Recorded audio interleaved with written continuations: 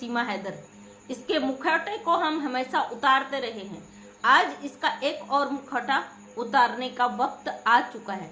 पाकिस्तान से जो गंदगी लेकर ये भारत में आकर जबरदस्ती घुस कर बैठी है, इस औरत का कॉन्फिडेंट लेवल देखिए, किस कॉन्फिडेंट के साथ यहाँ पे भारत में ये अपनी बातों को रखती है। अपनी अवैध बेटी को लेकर, अवैध रिश्ते को लेकर, अवैध सारे जो अवैध काम कर रही उनको लेकर बड़े कॉन्फिडेंटली अपनी बातों को मजबूती से यहाँ पे रखती है। अभी अभी इसका एक वीडियो आया सामने जिसमें अपने इनलीगल, जो इसका इनलीगल प्रेगनेंसी था, इनलीगल रिश्ता था, अवैध एक लप्पू के साथ इनलीगल रिश्ते में रह रही थी, उस रिश्ते को लेकर बड़े मजबूती से अपनी बातों को रख रही है। भारती मीना, इसकी जो बच्ची, फेक बच्ची, उस बच्चे को किसी और ने जन्म दिया है और हर टाइम टू टाइम उस बच्चे को ये बदलती रहती है। अभी तक उसका फेस रिवील नहीं किया है इसने, हालांकि उसका फेस रिवील हो चुका है। ये ऐसी मक्कार, ऐसी गद्दार औरत है जो पाकिस्तान से गंदगी करते करते करते भारत तक पहुंच चुकी है। अब इस औरत को लगता है कि भारत में जितने भी लोग इस पर आवाज उठा रहे वो सब बेवकूफ हैं। इसने बोला कि हालांकि लोगों ने बहुत सारा ट्रोल किया, हमें फर्क नहीं पड़ा। तो बेटा, तुझे एक एक बात का फर्क पड़ता है, इस चीज का हमें अच्छे से पता है। हाँ, तेरे कुछ चाटुकार भारत में बैठे हैं जिनको टुकड़े देकर तू यहाँ पालने का काम कर रही है, वो ही तेरे लिए बोलते हैं। वो आके गंदे कमेंट करते हैं, गंदी बातें बोलते हैं, क्योंकि उसको तू पैसा देती है बोलने का। कुछ तेरी जेठानियां हैं जो तेरी तरफ आ गई, जो तेरा विरोध करती थी।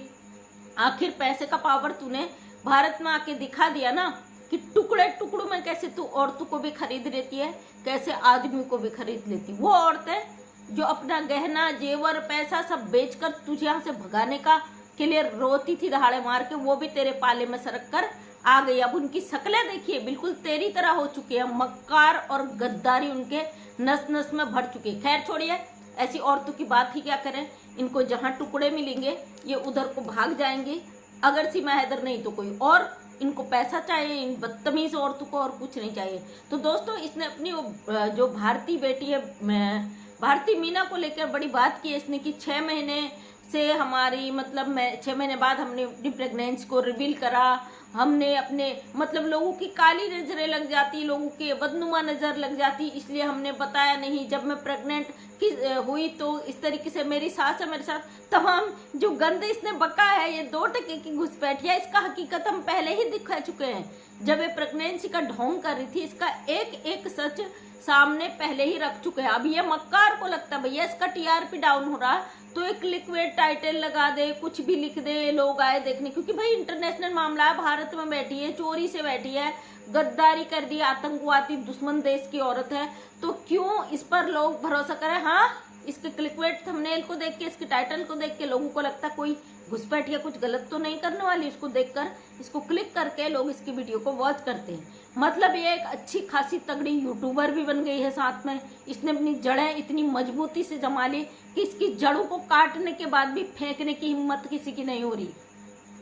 आज फिर अपने वीडियो के माध्यम से इसने एक वार किया है कि लोग जलते थे, उनकी बुरी नजरें मेरी बच्ची पे न लगे, हम इसलिए हमने 6 महीने तक लोगों को बताया नहीं।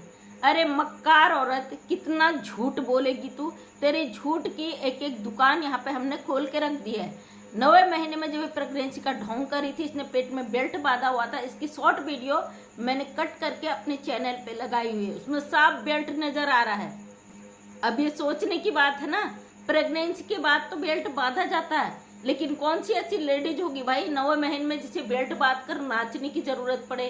खूब झोंके मार मार के जो तू नाची है ना भगोड़ी, सारा सच यहीं पे पता चल चुका है। अब ये कहती है, इसके घर में एक औरत आई है, बूढ़ी औरत, इन्होंने हमें 500 रुपए दिए, मेरी भारती मीना को 500 रुपए दिए। मतलब ये औरत टुकड़े टुकड़े के लिए इतनी गिर चुकी है, पैसे के लिए किसी हद तक जा सकती है। इसको, इसने उस औरत की शक्ल पहचान ली जिसने 500 रुपए दिए थे इसकी बेटी को।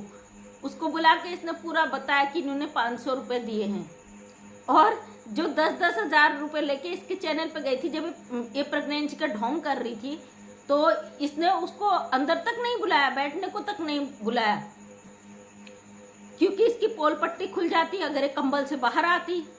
एक हमारी बहन छाया इसके घर पे गई थी, बेचारी गरीब है, पति से लड़ाई झगड़ा अलग रहती है, उसको लगा मेरा चैनल थोड़ा ग्रो कर जाएगा, इसके घर पे गई, 10,000 रुपये खर्च करके गई, इसके लिए साड़ी भी लेके गई, गिफ्ट भी लेके। ये इतनी मक्कार ढोंगी औरत है हमारे भारत में बैठकर जो एक खेल खेल रही है ना, इसको लगता है कि भाई ये बच जाएगी, क्योंकि इसके पीछे जिसका हाथ है ना, उसको पता है केस केवल लंबा खींच सकता है, जितना लंबा खींच सकता है उतना तू ढोंग कर भारत के अंदर, उतना तू पैसा कमा, उतना नाच। तो ये नाच रही है, ये अपनी हरकतें पार कर रही है, लेकिन ये भूल गई है भारत का कानून है और इस पर मुकदमे हुए हैं और इस पे लठ बच चुका है और कभी भी उठाकर इसको जेल के अंदर डाल दिया जाएगा, शायद किसी को कान खबर भी ना पता चले। बहुत सारे लोगों के कमेंट है कि मोबिन मलिक सर शांत बैठ गए, मोबिन मलिक सर ने केस छोड़ दिया, ऐसा बिल्कुल भी नहीं है। मोबिन मलिक सर आज भी इस केस पे लगे हुए हैं। कल मैंने कॉल किया था लेकिन मोबिन सर गाड़ी चला रहे थे, मेरी बात नहीं हो पाई और मैसेज आ गया था।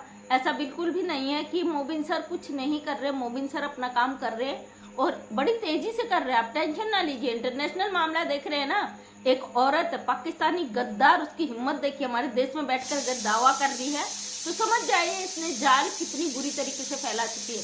भैया 50 दिनों तक भारत में छुप कर रही है औरत, 50 दिनों तक छुप कर रहना, उसके अंदर खाने जाने क्या क्या इसने गेम खेला होगा, किस तरीके से चीजों को उलझाई होगी और कितने बड़े बड़े लोगों के साथ एक कांटेक्ट में रही है ये औरत, और न जाने क्या क्या इसने भारत के अंदर किया होगा। इसने पाकिस्तान में रहते ही भारत की कमियों को, भारत की अच्छाइयों को सब ढूंढ लिया था। उसका जिम्मेदार है लप्पू।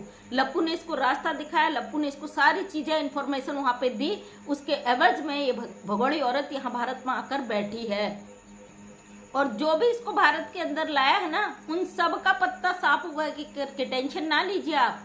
और रही बच्ची की बात, तो इसकी बच्ची को लेके बड़े बड़े खुलासे इसी सोशल मीडिया पे हुए हैं। उस बच्ची की असली माँ है, उसने डीएनए टेस्ट कराने से मना कर दिया था, वो वीडियो में डाल चुकी हूँ पहले।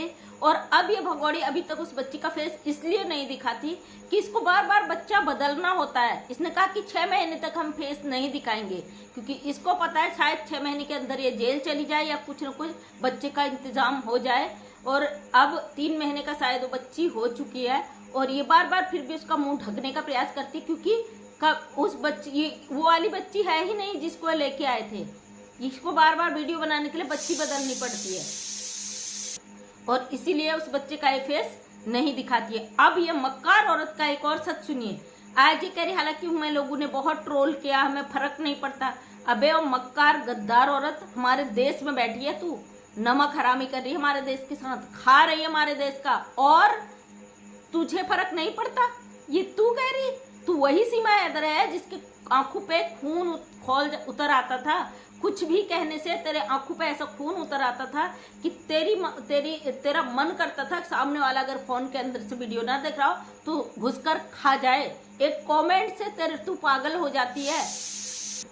ये सच्चाई हमसे बेहतर कोई नहीं जानता सीमा हैदर, तेरी औकात हमने पहले से देख रखी है।